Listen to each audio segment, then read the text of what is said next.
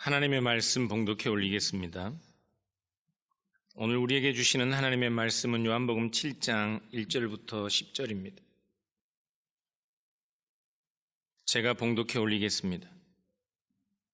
그 후에 예수께서 갈릴리에서 다니시고 유대에서 다니려 아니하심은 유대인들이 죽이려 함이러라. 유대인의 명절인 초막절이 가까운지라. 그 형제들이 예수께 이르되 당신이 행하는 일을 제자들도 보게 여기를 떠나 유대로 가소서. 스스로 나타나기를 구하면서 묻혀서 일하는 사람이 없나니 이 일을 행하려 하거든 자신을 세상에 나타내소서 하니, 이는 그 형제들까지도 예수를 믿지 아니함이로라. 예수께서 이르시되 내 때는 아직 이르지 아니하였거니와 너희 때는 늘 준비되어 있느니라. 세상이 너희를 미워하지 아니하되 나를 미워하나니 이는 내가 세상의 일들을 악하다고 증언함이라. 너희는 명절에 올라가라. 내 때가 아직 차지 못하였으니 나는 이 명절에 아직 올라가지 아니하노라. 이 말씀을 하시고 갈릴리에 머물러 계시니라. 그 형제들이 명절에 올라간 후에 자기도 올라가시되 나타내지 않고 은밀히 가시니라. 아멘. 초막절의 충고라는 제목으로 하나님의 말씀을 전하겠습니다. 우리 하나님은 전능하신 하나님이십니다. 그런데 성경은 하나님의 전능하심에 대해 우리 생각과는 다른 하나님의 전능하심을 말씀하시는 것 같습니다. 사람들은 일반적으로 하나님의 전능하심에 대해 신이 자기가 원하는 모든 것을 뜻대로 이룰 수 있는 무소불위의 능력으로 그렇게 생각합니다. 그런데 이러한 전능성의 개념은 자기 모순적인 것처럼 보입니다.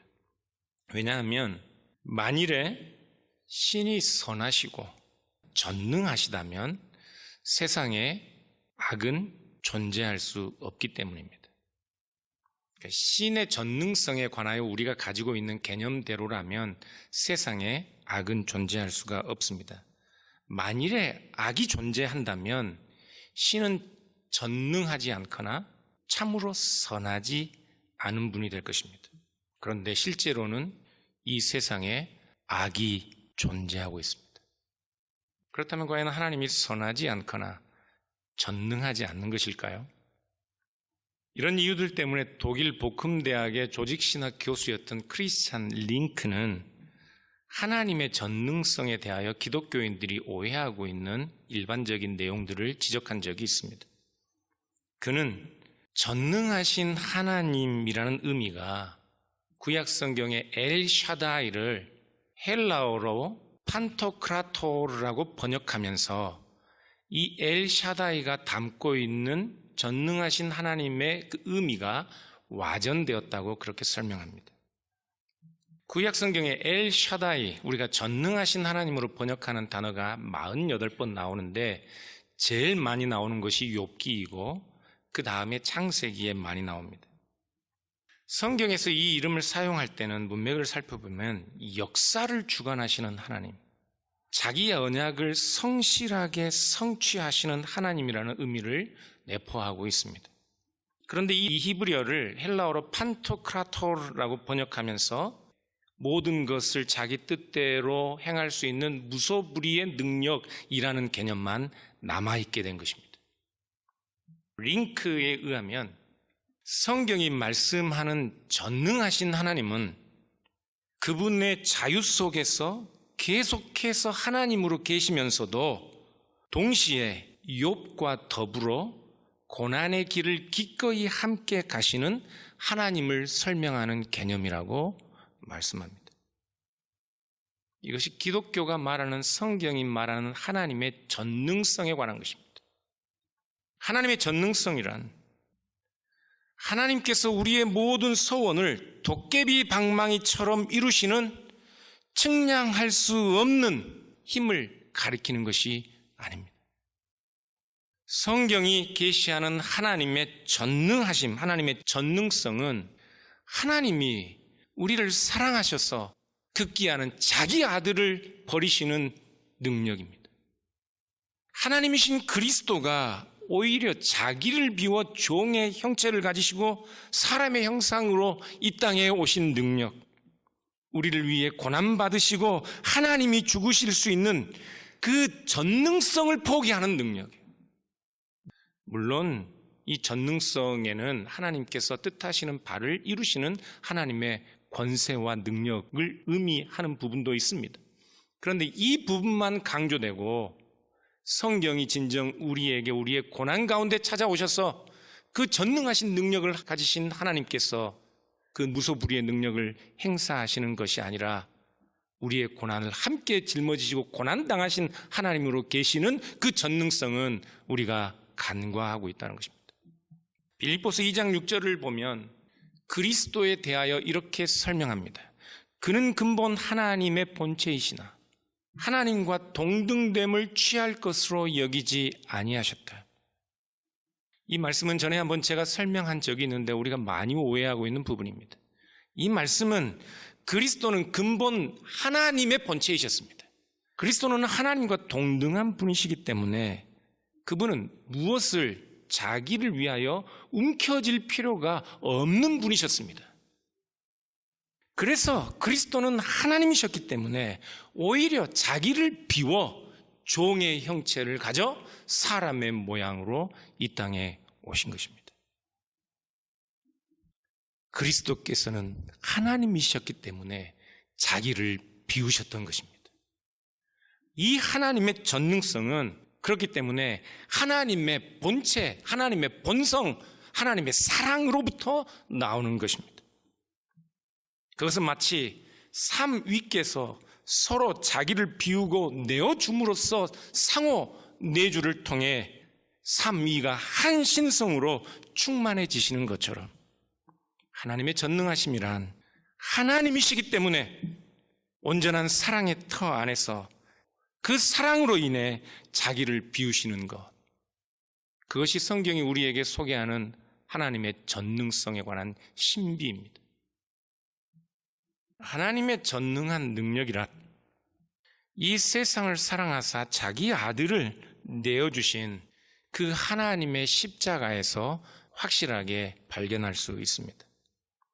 그래서 그 사랑은, 그 전능성은 우리의 기대와 우리의 생각과는 다른 것이라서 이 하나님의 능력은 모든 것을 무소불위의 능력으로 행하시는 그 전능성을 기대하는 사람들에게는 어리석어 보이기까지 합니다.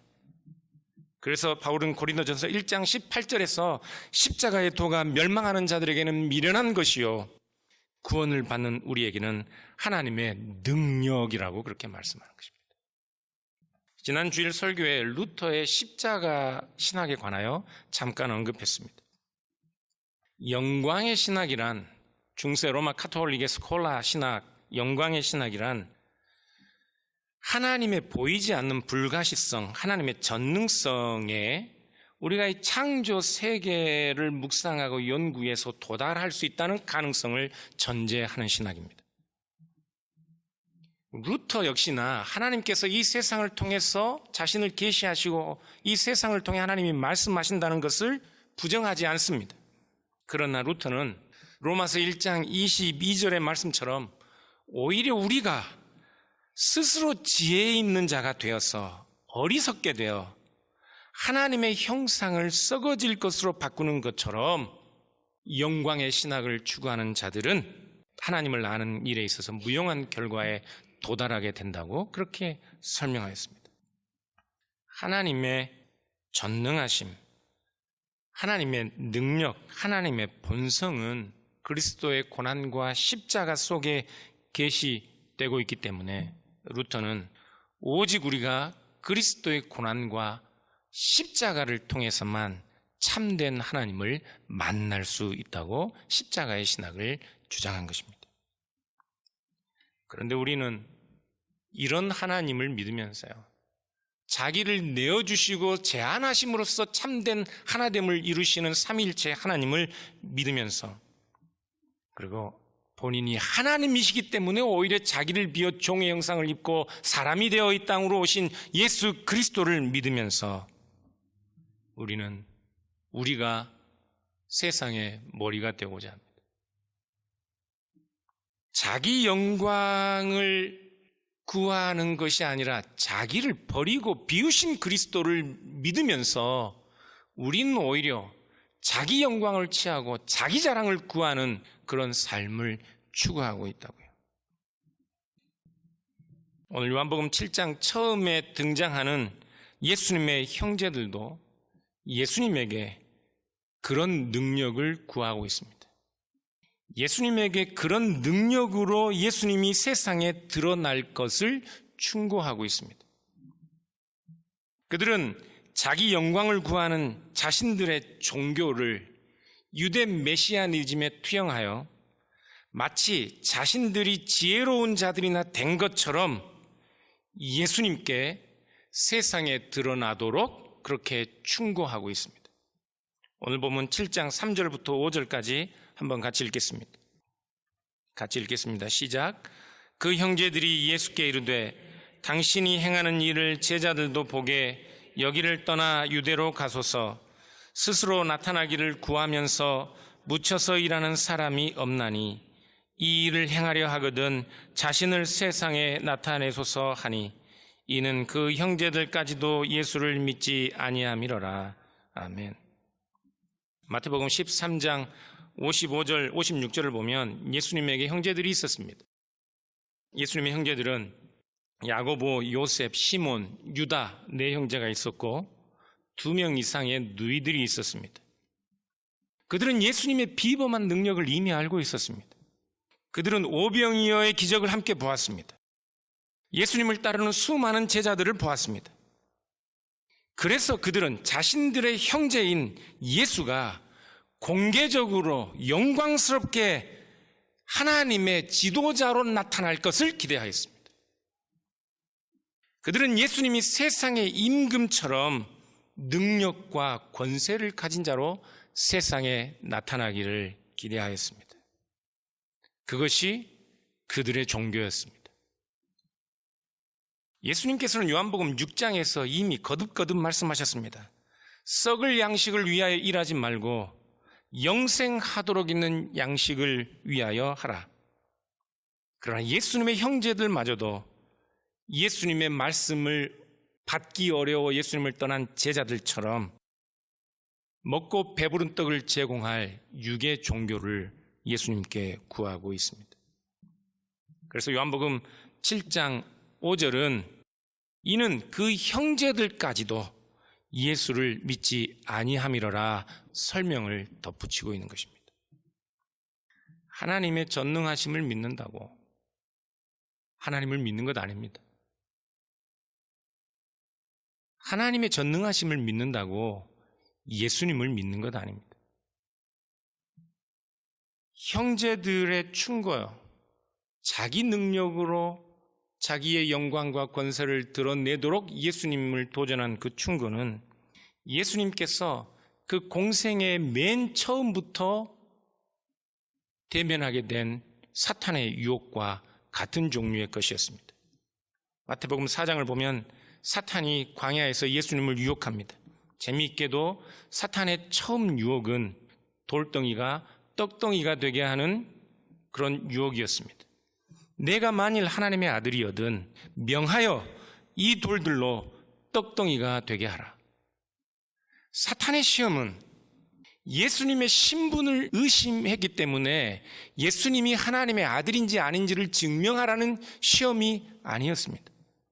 하나님의 아들인 예수가 예수님 자신을 보내신 하나님 아버지의 일과 무관한 일에 자기 자신을 위하여 자기의 능력을 발휘하도록 하는 유혹이었습니다. 지금 예수님의 형제들도 예수님에게 예수님 자신을 세상에 드러내는 일을 하라고 유혹합니다. 사탄이 유혹했던 그 동일한 유혹을 하고 있는 것입니다. 요한복음 5장 6장에서 예수님은 자기 자신은 하나님께서 보내셨기 때문에 자신의 말도 자기 자신이 스스로 하는 것이 아니라 하나님의 말을 하는 것이고 자기의 일도 자기 스스로 하는 것이 아니라 아버지의 일을 하는 것이라고 거듭거듭 반복하고 강조하셨습니다.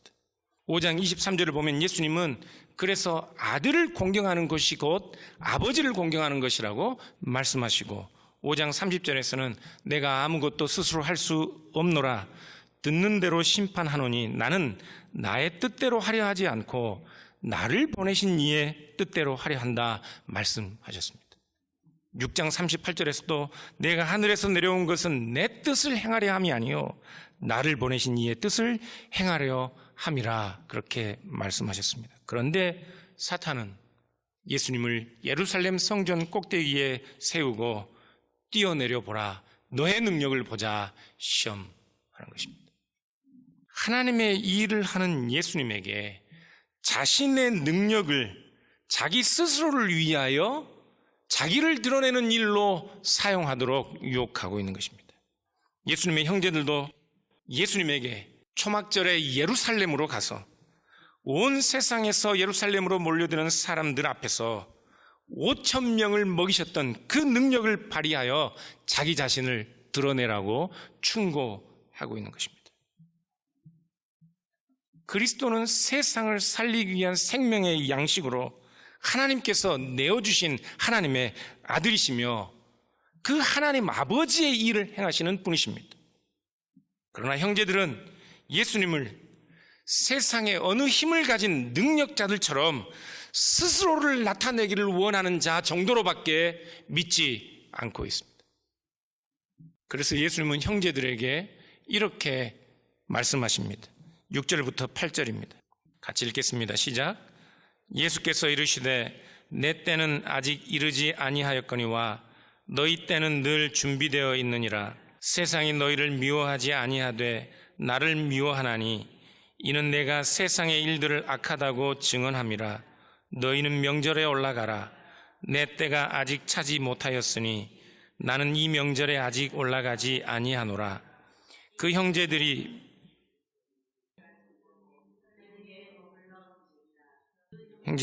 명절에 올라간 후에 자기도 올라가시되 나타내지 않고 은밀히 가시니라. 아멘.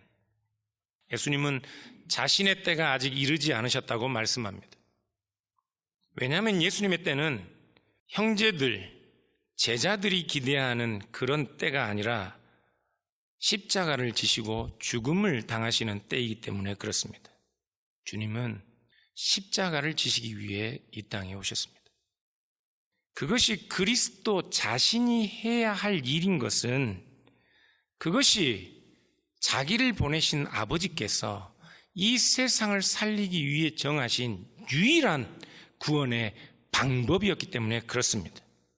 그래서 십자가를 지는 일도 예수님은 자신의 뜻대로 할 수 없었습니다. 십자가를 지시는 일도 자신의 때에 자신이 정한 방식으로 하는 것이 아니라 하나님 아버지의 때에 하나님의 뜻에 순종하여 하나님의 방식대로 해야 했습니다. 만일 세상을 구원하는 일이 예수님이 자기 능력으로 자기 힘을 발휘하여 될 일이라면 예수님은 어떤 것이라도 능치 못할 전능자의 힘을 가진 분이시기 때문에 그분은 언제라도 자신의 표적을 보이고 자신의 나라를 세울 수 있었을 것입니다. 만일에 자기 스스로가 이 일을 성취하실 수 있는 분이라면 그분은 자신의 때를 기다릴 필요가 없었습니다. 그 때는 언제나 항상 그가 결심하는 때가 그의 때일 것이기 때문에 그렇습니다. 그러나 주님께서는 자신의 때, 아버지께서 허락하시는 때를 기다리셨습니다. 왜냐하면 그 일은 아버지께서 아들에게 행하도록 의탁하신 일이기 때문에 그렇습니다. 그러므로 사랑하는 여러분, 우리가 구하고 우리가 열정적으로 믿는 요술방망이 같은 하나님의 전능한 능력에 대한 신앙은 때로는 지혜 있는 자처럼 예수님을 충고하지만 십자가와 하나님의 때를 거스리는 그 형제들의 충고와 같이 사탄적인 유혹과 같은 자리에 있는 것일 수 있습니다. 하나님의 전능하심을 구하는 자들은 자칫 지금 오늘 우리가 당면한 이 자리, 지금 이 자리의 질병과 이 자리의 고난과 이 자리의 외로움과 이 자리의 궁핍함과 이 자리의 고통 가운데 이미 함께 오셔서 우리와 함께 거니시는 전능한 하나님의 능력, 십자가를 지고 십자가의 그리스도께서 우리와 함께 거니시는 그 하나님의 전능성을 부정하고 거절하는 것이나 다름이 없을 수 있습니다. 우리를 위해 자신을 내어주신 그 하나님, 참으로 자기를 내어주시고 전능하심을 포기하고 무능력에 대한 능력으로 오히려 하나님의 전능하심을 우리에게 보이시는 그 하나님을 우리는 영접하지 않고 여전히 영광의 신학, 영광의 종교, 떡의 종교, 힘의 종교를 구하고 있을 수 있습니다. 자기 영광을 구하는 자들은 결코 그리스도를 알 수 없습니다. 왜냐하면 그리스도는 자기 영광을 구하는 분이 아니기 때문에 그렇습니다. 로마서 1장 21절에 같이 한번 읽어볼까요?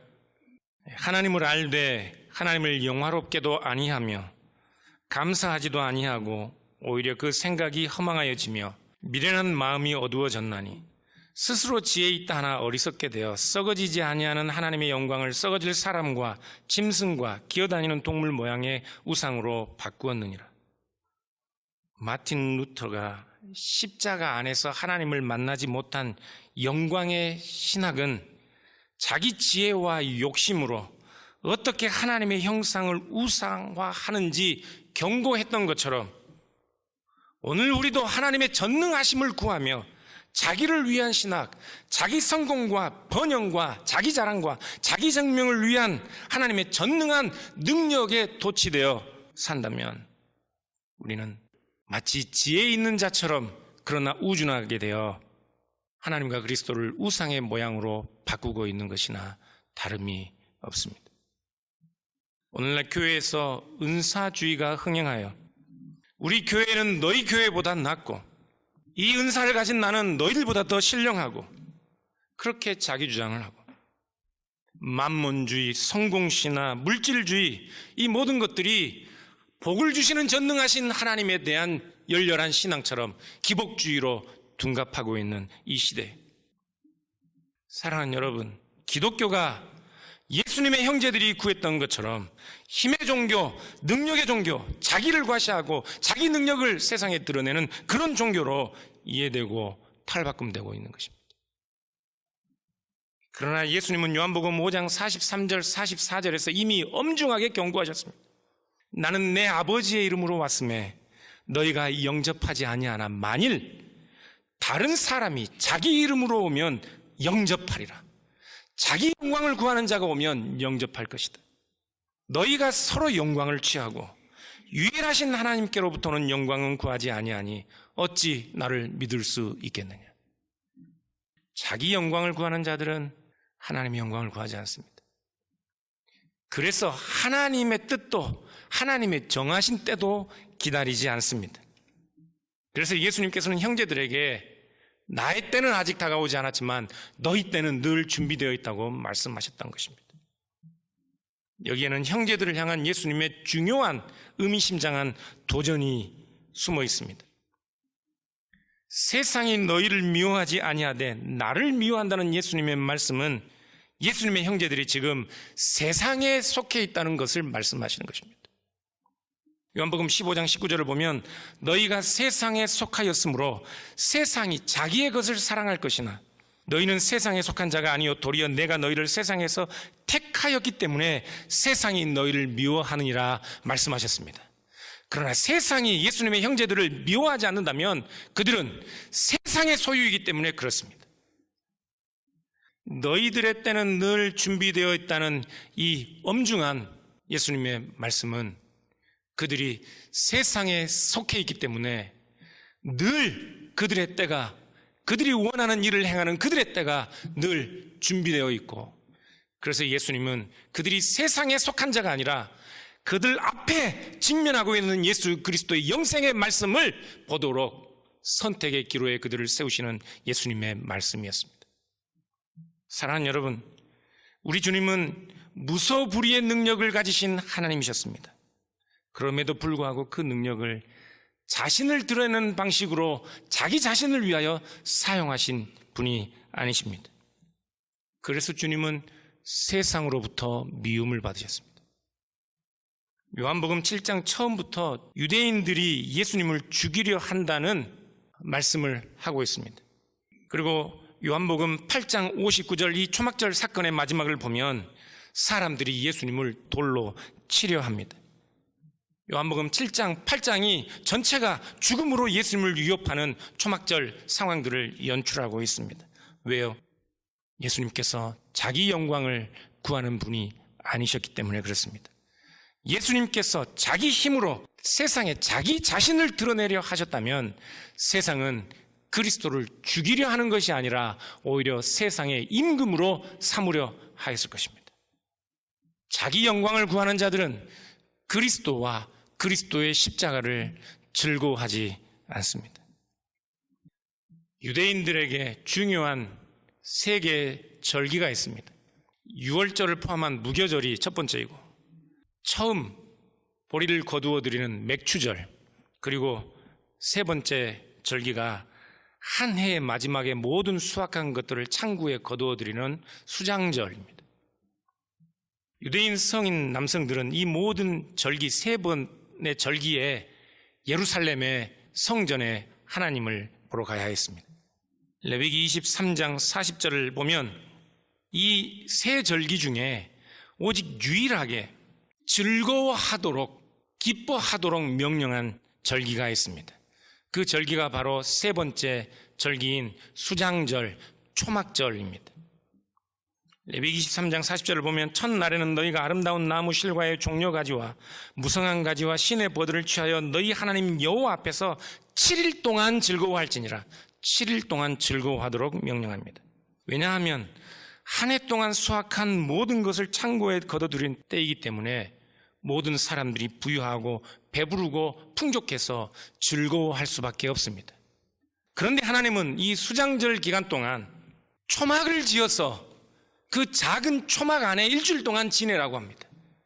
일주일 동안 한없이 기뻐하고 한없이 배부르고 한없이 부유할 것이지만 하나님은 그 일주일 동안 초막을 지어서 그 불편한 초막 안에 지내도록 명하십니다.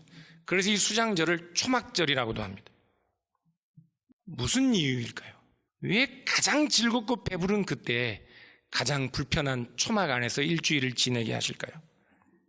레위기 23장 42절을 보면 초막을 지어 거기에 거하는 이유는 하나님께서 이스라엘 자손을 애굽 땅에서 인도하여 내던 때를 기억하게 하기 위함입니다. 이스라엘이 대대로 초막에 거하면서 하나님께서 이스라엘을 애굽 땅에서 건져내신 것을 그들에게 상기시키게 위함입니다.